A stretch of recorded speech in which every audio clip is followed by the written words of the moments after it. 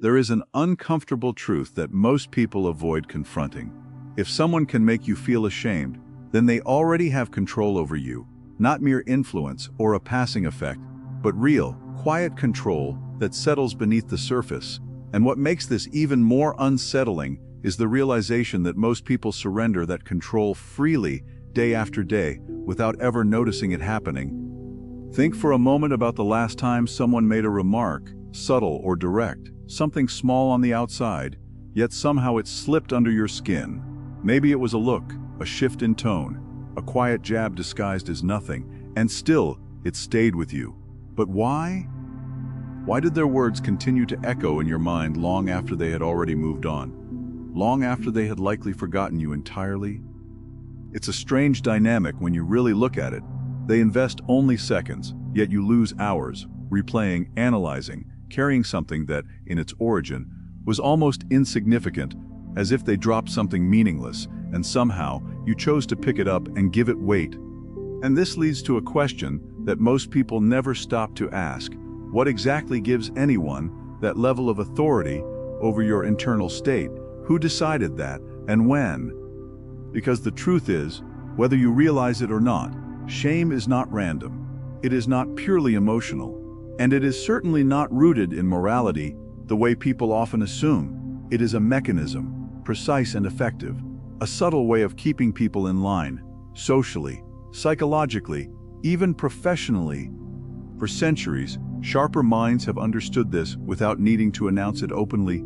Control does not come from force alone, it comes from making people regulate themselves, from turning the mind into its own cage. And shame does exactly that, quietly, efficiently, without resistance. But this is where things begin to change. In the next few moments, there is a psychological switch you can understand, one that most people never discover, and even fewer are willing to use. And once you see it, something shifts. Insults begin to lose their weight. Judgment stops attaching itself to you, and the people who once unsettled you begin to lose access completely and without effort. No arguments, no explanations, no emotional reactions. Only silence and control. So before going any further, ask yourself honestly, are you tired of managing other people's opinions? Or are you ready to become someone they simply can't reach? Number one, most people get this wrong from the start. They think shame is about right and wrong, about morals, about being corrected. It isn't. It never was. Shame is about power, pure and simple, and once you see it, you can't unsee it. Every time someone calls you selfish, cold, arrogant, difficult, what they're really doing is testing you. Not judging you, testing you. I call it a vulnerability audit. They're watching closely, almost instinctively, asking one silent question. Does he still need my approval? And the moment you react, even slightly, you've answered. You've felt it before. That subtle pressure in your chest when someone says something just sharp enough to sting. You start explaining, adjusting your tone, softening your position, not because you're wrong, but because you felt exposed. That's the moment you lost ground. Not because of what they said, but because you showed them access. You told them, without words, yes, you can reach me. Yes, your opinion has weight here. And once someone knows that, they don't stop. Why would they? Let me make this uncomfortably real. Think about a time someone said you were too much, too ambitious, too direct, too focused on yourself. You paused, didn't you? You wondered if you should dial it down, smooth it out, be easier to deal with. That hesitation, that's the leash. That's how it starts. Nobody puts it on you by force. You put it on yourself because somewhere deep down, you still want to belong. And that's the part nobody wants to admit. You are only vulnerable to shame because a part of you is still asking for permission. Permission to be accepted, to be liked, to not be rejected by the group. Strip that away and something interesting happens. The entire mechanism collapses. The insult doesn't land. It just hangs there, awkward, empty, like a punch thrown at thin air. Watch people carefully, and you'll see this pattern everywhere. A man starts doing something different, building something, thinking for himself, and suddenly the comments come in. Who do you think you are? You've changed. You're getting arrogant. It sounds like criticism, but it isn't. It's a recall attempt. They're trying to pull him back into the version of himself that made them comfortable. It's the same dynamic as crabs in a bucket. Not out of evil, but out of instinct. When one starts climbing out, the others pull him back. Not because they hate him, but because his escape exposes their decision to stay. Your growth becomes a mirror they didn't ask for, and most people don't like what they see. So when someone tries to shame you, understand what's really being said beneath the surface. You're stepping out of line, and it makes me uncomfortable. Come back down so I don't have to question myself. That's the entire game. Nothing noble about it. Nothing moral, just discomfort, insecurity, and control dressed up as opinion. And here's where it gets sharp. The more you try to prove yourself to these people, the deeper you sink. Because approval from them was never available to begin with. You're chasing something designed to stay just out of reach. That's how mediocrity traps men for decades, not through failure, but through constant self-adjustment for people who were never qualified to judge them in the first place. There's a reason every man who's ever built something meaningful has been labeled, mocked, misunderstood at some point. It's not a coincidence, it's the cost of stepping outside the herd. And the moment you accept that you were never meant to fit in, that you don't need their approval, their permission, or their validation, something shifts. The same words that once got inside your head lose their effect entirely. At that point, they can call you whatever they want. It won't stick, because there's nothing left in you that needs to respond. And that's when the power flips. Quietly, completely, and permanently. Number 2. This is where most men expose themselves without realizing it, not through weakness in action, but through the need to explain. Someone throws a comment, a subtle insult, something designed to test your frame, and almost instantly, you feel that internal pull to respond, to correct it, to clarify. That's not what I meant. You don't understand. Let me explain. And in that exact moment, you've already stepped into their world. You've accepted their terms. You're no longer in control, you're reacting. Look at it clearly. The second you defend yourself, you're no longer equal in that interaction. You've placed them above you, even if just psychologically. They speak, you respond. They accuse, you justify. It's a courtroom dynamic, and you've just agreed to be the defendant. The problem is, they're not just the prosecutor, they're the judge and the jury as well. You were never going to win that. You are only going to expose how much their opinion matters to you. Now let's make this real. Picture a moment, maybe at work, maybe in a social setting. Someone says something just loud enough for others to hear. You're a bit full of yourself lately, aren't you? There's a slight smirk, a few people listening, tension in the air. Most men fold here. They laugh nervously, try to soften it. No, it's not like that. And just like that, their authority drops. Not because of the insult, but because of the reaction. There's another way to handle it, and it's uncomfortable because it goes against everything you've been conditioned to do. You create a vacuum. No reaction, no defense, no emotion, just presence. You look at them, directly, steady, no expression, no rush to speak, and then nothing. Silence. 4 seconds. That's all it takes. But those 4 seconds feel like an eternity in that moment. Not for you, for them. Because now the pressure shifts. Their brain starts scrambling. Did I push too far? Why isn't he reacting? Is he about to snap? Did I just embarrass myself? You can almost see it happening in real time. Their confidence begins to fracture because they threw something expecting impact and it hit nothing. That's the key. Most people are only powerful as long as you react. Their confidence is built on your response. Remove that, and they're standing there, exposed, holding a weapon that suddenly feels useless. I've seen this play out in rooms full of people. One man tries to provoke, throw a jab to establish dominance, and the other just doesn't engage. No tension, no explanation, no emotional shift, just stillness. Then he turns away, continues his conversation like nothing happened. The entire room feels it. No one says it out loud, but everyone registers the shift. One tried to assert control. The other didn't even acknowledge the attempt. That's power. And if you choose to speak after that silence, you don't respond to the insult, you ignore it completely, you redirect. Did you send that file? We still on for later? It sounds simple, almost dismissive, but that's exactly the point. You're communicating without saying it directly that what they said didn't even qualify for a response. It didn't land. It didn't matter. Understand this clearly. Power isn't in the comeback. It's not in having the perfect line or the sharpest response. That's what amateurs rely on. Real power is when someone tries to challenge you and realizes they can't even get access to you. After a few experiences like that, people adjust, not consciously, but instinctively. They stop testing you. They stop throwing those subtle jabs, because they learn something very quickly. You're not a man who reacts. And a man who doesn't react cannot be controlled. Number 3, there comes a point where silence alone isn't enough, because some people don't just test you once, they probe, they push, they circle back, trying to force a reaction out of you like they're digging for something. They need to see you flinch. They need proof that they got under your skin. And when they don't get it, they escalate. That's where most men crack.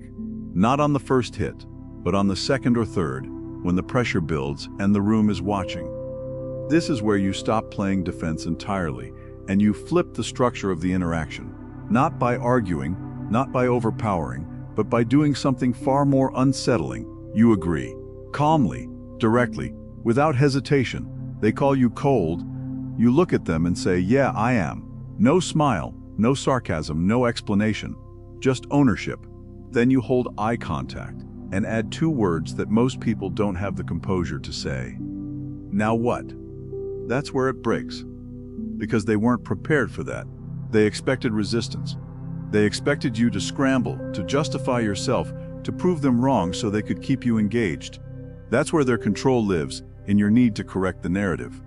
But when you accept it fully, without discomfort, you remove the tension they were feeding on.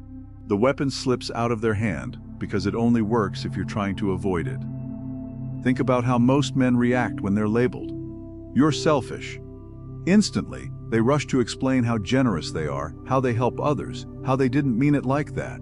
20 minutes later, they're still talking, still trying to clean something that was never dirty to begin with. All they did was confirm one thing, that the label hit a nerve. Now imagine the opposite. You're selfish. You pause, look straight at them. I prioritize myself, yes. And then nothing. No defense. No apology. The tension shifts immediately. Because now they're stuck. They can't escalate without looking ridiculous. And they can't retreat without losing face. You've put them in a position where the only thing left to confront is themselves. I've seen this play out in situations where the intent was clearly to provoke. A guy at a table throws out, "You've changed. You're not the same anymore." There's an expectation behind that line. It's bait. Most people take it. They start explaining growth, goals, direction, trying to be understood. But the man who understands the game simply says, "Yeah, I outgrew certain things." Then silence. No justification. No softening. Just a statement that closes the door instead of opening it. That's the shift. You stop asking to be understood and start deciding what stands without explanation. And if you want to go one level deeper, you don't just accept the label, you turn it back with precision.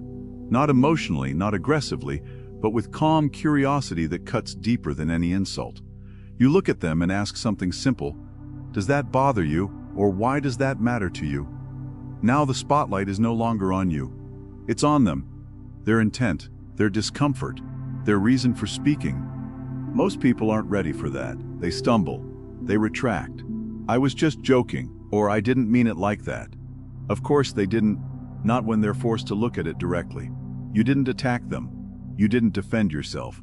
You just removed the mask. And that's what makes this dangerous. It's clean. No anger, no raised voice, no emotional leakage. Just control. Because the man who stays calm dictates the frame. The moment you react emotionally, you give them an exit.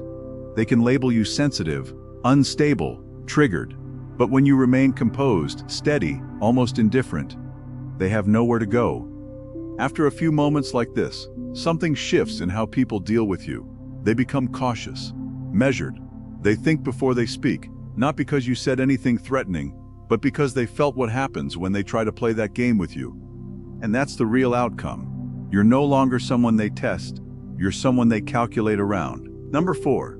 This is the part most men resist, not because it's complicated, but because it forces you to let go of an identity you've been clinging to your entire life. Up to this point, everything you've learned, the silence, the reversal, the control, those are tools. Effective, sharp, precise, but still just tools. And tools don't make you untouchable. Identity does. Because if deep down you still see yourself as a good guy, trying to be understood, trying to be fair, trying to be liked, you're still exposed. That label sounds noble, but it's a trap, a quiet one, the kind that doesn't feel like a cage until you try to step outside of it. The moment someone calls you selfish, difficult, arrogant, you feel the need to correct it, not because it's true, but because it threatens that image you've built of yourself. Now ask yourself something most people avoid. Who taught you that being good meant putting yourself last? Think back. You were rewarded for being agreeable, for not causing friction, for giving more than you take. It was framed as virtue. But look at the outcome. The more you gave, the more was expected. The more you tolerated, the more was taken. You became predictable, easy to manage, safe. I've seen this play out in men who had potential, real edge, real drive, but they kept deluding themselves to maintain approval. One guy I knew, sharp mind, disciplined, building something real, and every time he started gaining momentum, someone close to him would say, "You've changed. You're not the same anymore." And instead of recognizing that as resistance, he slowed down, he adjusted. He tried to stay relatable. Years passed, and nothing moved. Not because he lacked ability, but because he kept negotiating with people who benefited from him staying small. That's the cost of needing approval. You don't just lose power, you lose time. Here's the uncomfortable reality. Most people don't shame you because they care about morality. They shame you because they want access to your time, your energy, your attention, your compliance. And when you start setting boundaries, when you start prioritizing your own path, they don't say, "I'm losing access to you." They say, "You've become selfish." It sounds moral, but it's strategic. Once you see that, something shifts. You stop taking things at face value. You start noticing patterns. The person preaching loyalty disappears when something better shows up. The one demanding honesty bends the truth when it suits them. The loudest advocates of kindness often have the sharpest knives behind the scenes. It's not hypocrisy, it's positioning. And this is where you develop what most men never reach, the ability to see the game behind the behavior. You stop reacting emotionally, and you start observing structurally. Who benefits from this? What do they gain if I comply? What changes if I don't? That's where detachment begins. But let's be clear, detachment without substance is just emptiness. You can't build this identity on attitude alone. It has to be backed by something real: competence, results, capability. Because when you're actually effective, when you produce, when you solve problems others can't, you don't need to argue your value. It's visible. That's the foundation.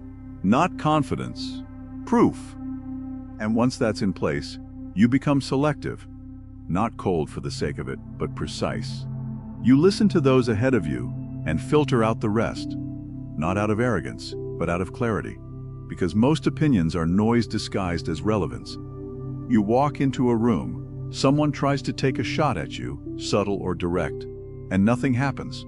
No reaction, no shift, no need to engage. You don't even process it as something worth responding to. The moment passes and the room feels it. Not loudly, but unmistakably. One person tried to establish dominance. The other didn't even acknowledge the attempt. That's where status changes. Quietly. Later someone asks you, "Didn't that bother you?" And the honest answer is, it didn't even register. Not because you're forcing it, not because you're suppressing anything, but because you've outgrown the need to be affected by it.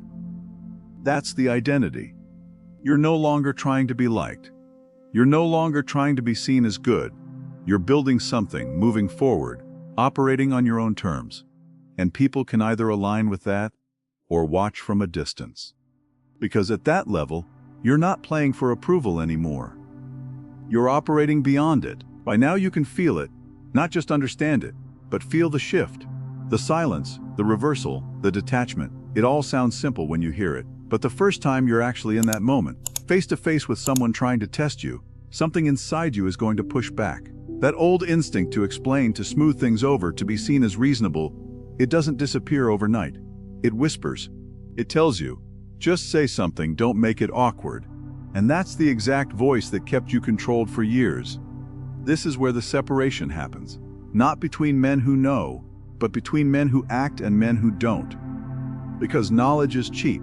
Everyone understands concepts. Everyone nods their head while listening. But when the moment comes, when someone throws that subtle jab in front of others, when the room goes quiet for a split second, waiting to see how you respond, that's where truth shows up. Not in what you say, but in what you refuse to do. I remember watching a situation unfold where a man was deliberately put on the spot in a group setting. A comment was thrown at him, sharp enough to provoke, calculated enough to draw a reaction. You could feel it in the air, that expectation. Everyone watching, waiting for him to defend himself, to laugh it off, to play along. He didn't. He just looked at the person, steady, unreadable, and said nothing. Not even a shift in posture. Then he turned slightly and continued his conversation with someone else, as if nothing had happened. It wasn't loud, it wasn't dramatic, but it changed everything. The one who spoke first suddenly looked smaller, not because he was attacked, but because he was ignored.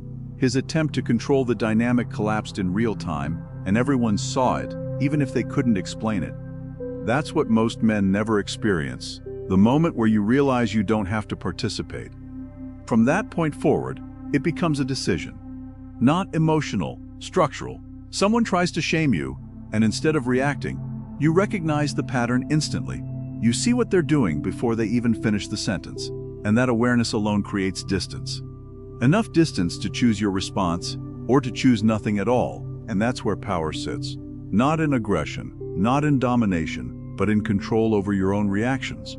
Because once that's gone, once people realize they can't pull you into their frame, they stop trying. Not out of respect, but out of calculation. Understand this clearly. Nobody can make you feel small without your cooperation. That feeling doesn't come from their words. It comes from your agreement with those words, even if it's unconscious. Remove that agreement, and the entire mechanism falls apart. This isn't about becoming hostile or cold for the sake of it. It's about becoming unavailable to manipulation. There's a difference. One is reactive, the other is controlled. You're not trying to prove anything anymore. You're not trying to win people over. You're not trying to be understood by those who never intended to understand you in the first place. You're operating on a different level now. And here's what happens next. Something most people don't talk about. The same individuals who once tried to shame you, test you, subtly put you in your place. They start adjusting. Their tone changes. Their approach softens. Not because they respect you on a moral level, but because they recognize, at a deeper level, that you're no longer accessible in the same way. You've become unpredictable to them, and that removes their leverage. Over time, something else becomes clear. The people who actually matter, the ones who are building, thinking, moving forward, they don't try to shame you at all. They don't need to. They operate differently. They respect boundaries because they have their own. They recognize focus because they live it. There's no friction there. So you stop wasting energy trying to be accepted by the wrong crowd, and you naturally move towards environments where you don't have to shrink. That's the real outcome. You're not reacting anymore. You're not negotiating your identity. You're not adjusting your behavior to make others comfortable at your expense. You're moving forward, steady, controlled, untouched by noise that once distracted you. And once you reach that point, something becomes very clear. They can't break what they can't reach.